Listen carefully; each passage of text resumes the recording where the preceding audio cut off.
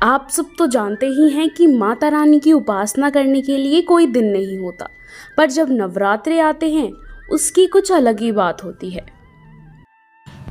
वैसे आप सब तो ये जानते ही होंगे कि साल में 2 बार नवरात्रे मनाए जाते हैं, एक चैत्र के नवरात्रे और शाद के नवरात्रे। और नवरात्रे के दिन पहले ही दिन हम कलश स्थापना करते हैं। उसके बाद हम एक मिट्टी के बर्तन में मिट्टी में जौ बोए जाते हैं। वैसे कभी आपने ये सोचा है कि हम नवरात्रे के पहले दिन मिट्टी के बर्तन में जौ क्यों बोते हैं?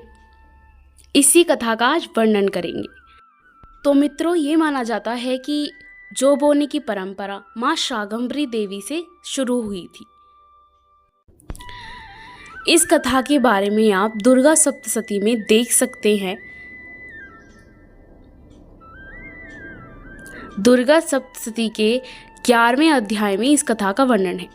पौराणिक कथा के अनुसार ऐसा बताया जाता है, सभी देवी देवताओं की स्तुति करने पर जब शाकंभरी देवी देवताओं से प्रसन्न हो जाती हैं तो वो कहती हैं कि जब धरती पर अनाज और जल नहीं बचेगा तब मेरी उत्पत्ति होगी।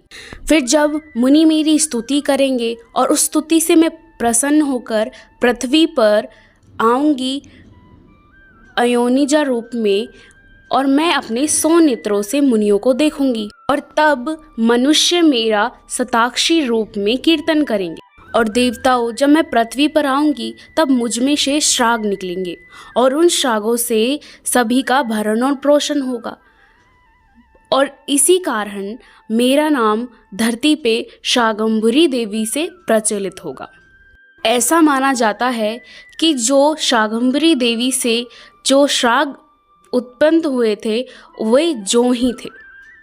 तभी से कोई भी हिंदू रीति रिवाजों में कुछ भी शुभ काम जौ के बिना नहीं होता, और कहते हैं कि धरती पर सबसे पहली फसल जो थी वो जौ ही थी। तभी से हम नवरात्र के पहले दिन जौ बोते हैं।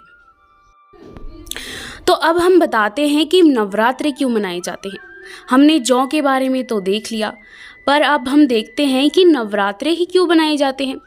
तो भक्तों, 1000 साल पहले एक महिषासुर नाम का राक्षस था, जिसका आधा शरीर भैंसे का और आधा शरीर मनुष्य का था। उसने कई सालों तक ब्रह्मा जी की कठिन तपस्या की। ब्रह्मा जी तपस्या से प्रसन्न होकर प्रकट हुए और बोले, बताओ महिषासुर, तुम्हें क्या आशीर्वाद चाहिए? तब उसने बोला कि प्रभु, आप मुझे ऐसा आशीर्वाद दीजिए कि तीनों लोकों में मुझे कोई देव या मानव ना मार पाए। तो ब्रह्मा जी ने बोला, तथास्तु। यह वरदान पाकर महिषासुर बहुत ही घमंडी हो गया। उसने देवताओं पर हमला किया और उनके सारे क्षेत्र पर कब्जा कर लिया। सभी देवता परेशान होकर ब्रह्मा जी, विष्णु जी और शंकर जी के पास गए। उन्होंने इसका उपाय सोचा। तब ब्रह्मा, विष्णु और महेश ने एक बहुत ही अलौकिक और बहुत ही सुंदर देवी की रचना की, जिन्हें आज ये सारी दुनिया आदि शक्ति के नाम से जानती है। देवों ने माता रानी को सभी अस्त्र शस्त्र देकर त्रिशूल, गदा, धनुष बाण, चक्र सभी से सुसज्जित किया। यही सब लेकर माता रानी महिषासुर की तरफ चल पड़ी। जब महिषासुर को इसकी सूचना मिली तो वो देवी से मिलने के लिए उत्साहित हो गया। उसने देवी के सामने विवाह का प्रस्ताव रखा। तब माता रानी ने कहा कि हे असुरराज, तुम मुझसे युद्ध करो। अगर तुम मुझसे युद्ध में जीत गए तो मैं तुमसे अवश्य विवाह करूंगी। तब महिषासुर ने कहा, ठीक है, मैं आपसे युद्ध जरूर करूंगा।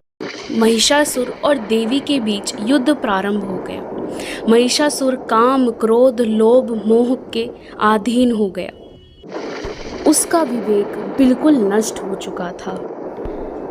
महिषासुर और माता रानी के बीच लगभग 10 दिनों तक युद्ध चला।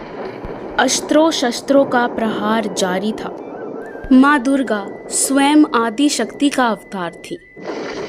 उन्होंने महिषासुर के हर शस्त्र के प्रहार को नाकाम कर दिया। स्वयं देवी को कोई कैसे मार सकता है। अंततः माँ ने महिषासुर का वध किया और सभी देवी देवताओं को भय मुक्त करके उनकी रक्षा करी। फिर सभी देवताओं ने माता पर पुष्प बरसाए, उनकी पूजा करी, उनकी अर्चना करी और उनकी जय जयकार करी। माना जाता है कि तभी से नवरात्रि शुरू हुए।